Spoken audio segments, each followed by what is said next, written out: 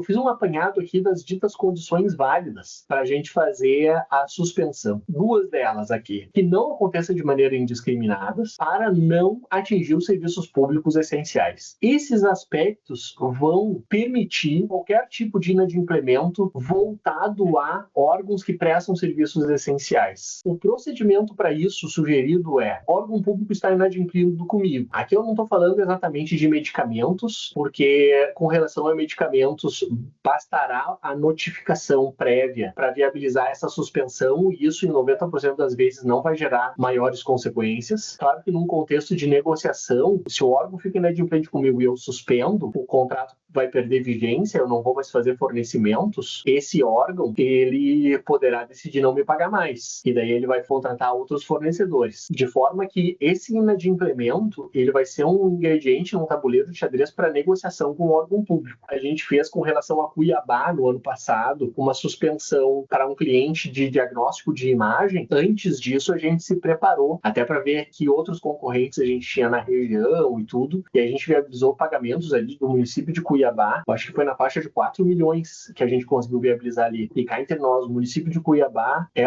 talvez o devedor mais problemático do Brasil aí, junto com São Luís, Sumaré, estado de Roraima, que nessas recomendações eu estou olhando mais para o pessoal que presta serviços essenciais num sentido mais estrito: telecomunicação, dados, saneamento e energia elétrica. E a recomendação é de listar as unidades da administração que não prestam serviços essenciais e que estão incluídos naquele contrato. Quais são as conexões voltadas para as atividades meio desses órgãos? Ali, então, preparar essa notificação para a suspensão desses serviços considerados não essenciais em X dias. Essa notificação precisa trazer essa fundamentação, porque se eu faço uma notificação como a gente vê a maioria dos clientes fazendo, está inadimplente, vou suspender, eles pegam essa notificação, levam para o Poder Judiciário e conseguem eliminar com facilidade, porque essa notificação estará comunicando para o órgão que ali vai acontecer uma suspensão indiscriminada. Essa suspensão indiscriminada é ilegal. Então eu preciso fundamentar nessa notificação que eu vou estar fazendo a suspensão daquelas conexões consideradas não essenciais. E ela deve ser prévia, portanto, eu devo dar um prazo razoável para a administração. Então, proceder efetivamente a essa suspensão desses consumidores, dessas unidades ditas não essenciais, e, claro, sempre oferecendo uma proposta de acordo ao longo desse período.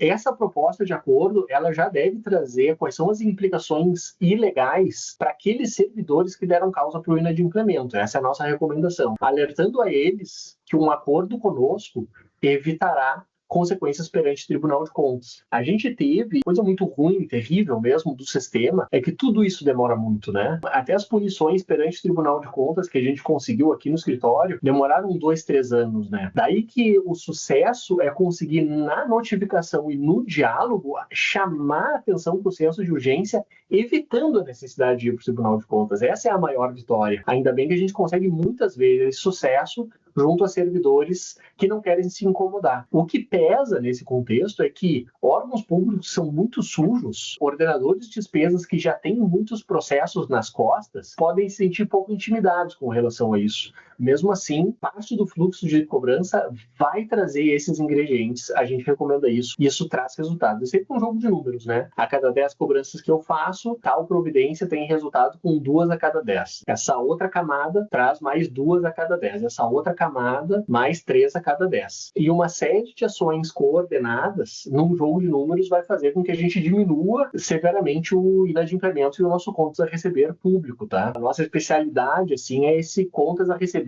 carne de pescoço aí de muita gente de um inadimplemento que está 2 anos sem pagamento, em que a gente já não tem mais muita esperança de receber em âmbito extrajudicial. A gente quer receber em âmbito extrajudicial para apertar esses botões com essa finalidade, e daí essa estratégia aqui é uma das várias estratégias que a gente tem para viabilizar esse sucesso. E daí se preparar para a defesa judicial de suspensão. Há um número pequenino de órgãos que vai tentar judicializar. Isso pra gente é gravíssimo, porque denota o elemento subjetivo, a intenção deles de confirmar uma fraude, uma lesão contra o fornecedor. E isso, então, na hipótese da gente ter uma liminar contra a gente, vai ser oportuno que a gente redobre o mapeamento de ilegalidades, os alertas, as visitações presenciais, as intervenções perante delegacia civil, com a comunicação das irregularidades criminais perante o Tribunal de Contas e outros. Do contrário, vai acontecer o que a gente vê acontecendo. Às vezes a gente tem casos inadimplidos chegando para a gente com 4 anos, 6 anos, 7 anos de inadimplemento. Casos, portanto, já prejudicados pela prescrição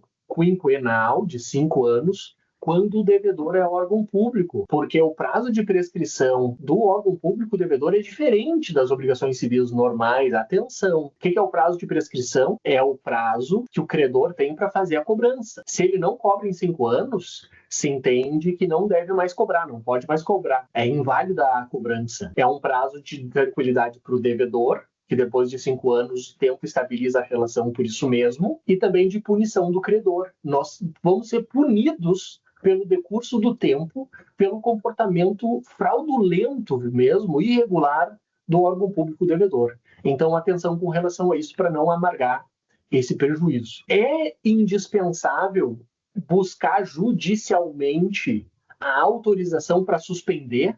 Não. O Poder Judiciário tem várias decisões a respeito disso, dizendo que não é necessário uma tutela judicial para suspender o fornecimento do cliente inadimplente. Então, eu não preciso ir para a justiça para poder suspender, como várias administrações públicas exigem. Então, eles são marotos, né? Recebem a notificação e dizem assim, olha, só com uma tutela judicial tu pode suspender, negativo.